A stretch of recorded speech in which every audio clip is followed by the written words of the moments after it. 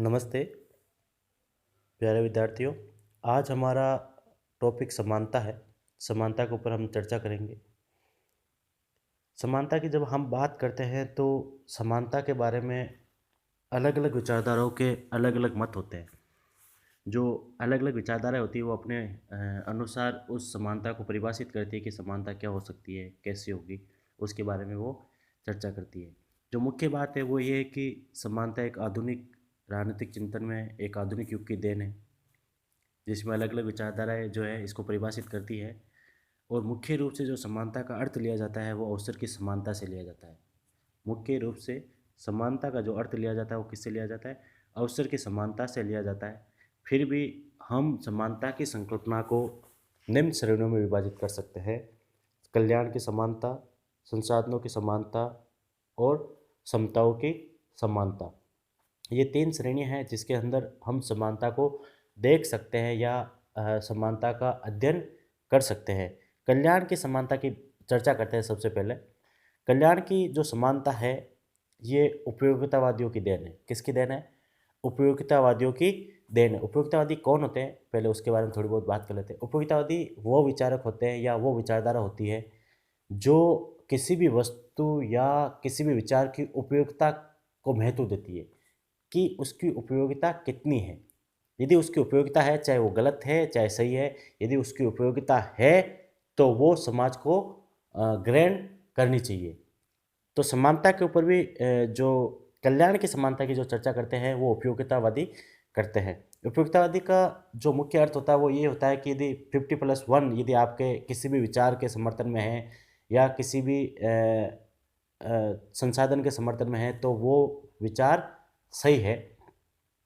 उपयुक्तवाद में जो सबसे जो मुख्य विचारक है, जो उपयुक्तवाद के जनक है, वो है बेंथम।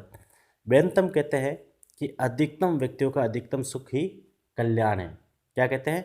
अधिकतम व्यक्तियों का अधिकतम सुख ही कल्याण है। यानी कि अधिकतम लोग, जैसे 100 लोग हैं तो 100 में से अधिकतम कितने होते हैं? 50+1, 51 लोग क्या होते हैं? अधिकतम हो गए, क्योंकि वो उधर कितने रह गए? 49।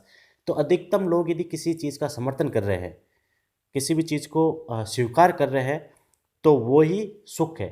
अधिकतम व्यक्तियों का अधिकतम सुख कल्याण है कि यदि किसी भी विचार के प्रति अधिकतम लोगों को यदि समर्थन मिलता है तो वो विचार सही है और उसको समाज को स्वीकार कर लेना चाहिए। तो बेंथम यही कह रहा है, अधिकतम व्यक्तियों का अधिकतम सुख कल्याण है। अधिकतम व्यक्तियों का अधिकतम सुख कल्याण है इनके क्योंकि बेंथम का ये मानना है क्योंकि प्रत्येक व्यक्ति मूलतः अधिकाधिक सुख प्राप्त करने का इच्छुक होता है।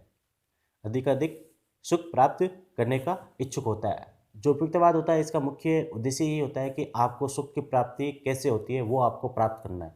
यदि आपको सुख मिल रहा है तो वो चीज़ आपके लिए उपयोगी है, उस चीज़ को आपको स्वीकार करना है। तो बेंथम ये कहता है कि जो व्यक्ति होते हैं उनकी यही इच्छा होती है कि उनको अधिक से अधिक सुख प्राप्त हो, अधिक से अधिक सुख प्राप्त हो और कम से कम उनको दुख की प्राप्ति हो, कम से कम उनको दुख की प्राप्ति हो। तो इसलिए बेंथम कहता है कि जो राज्य होता है, राज्य या जो सरकार है, इनका निर्माण व्यक्तियों ने इसलिए किया है कि ये व्यक्ति को अधिक से अधिक सुख प्रदान करने की प्रयास करेंगे, अधिक से अधिक सुख प्रदान करेंगे, इसलिए राज्य या सरकार का अस्तित्व है। तो राज्य और जो सरकार है वो क्या करते हैं?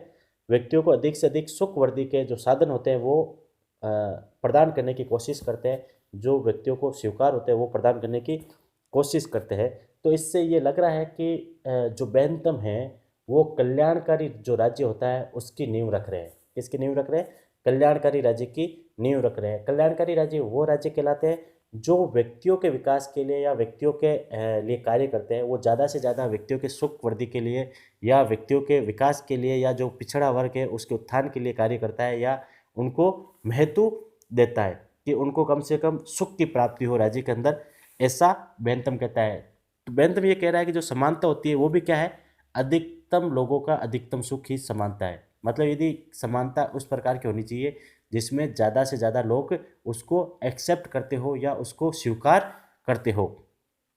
इसलिए बेंथम के विचारों में कल्याणकारी राज्य के बीच विद्यमान है, ये मैंने बता दिया आपको। उनके अनुसार राज्य का मूल कार्य समाज में प्रचुरता की वृद्धि करना है और सुरक्षा बनाए रखना है।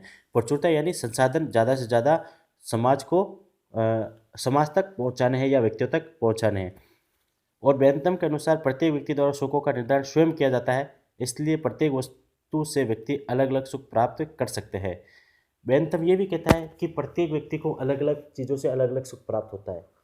जैसे हो सकता है 5 व्यक्ति है, 5 में से जो पहला व्यक्ति है उसको खेल से सुख प्राप्त होता हो, उसको जो दिन के 12 घंटे होते हैं, 24 तो रात और दिन को मिला के हो रहे हैं, तो जो 24 घंटे होते हैं ये मान के चलो 24 में से उसको 5 घंटे खेलने में क्या होता है, सुख प्राप्त होता है, क्योंकि उसको सुख की प्राप्ति कहाँ से हो रही है, खेल से हो रही है।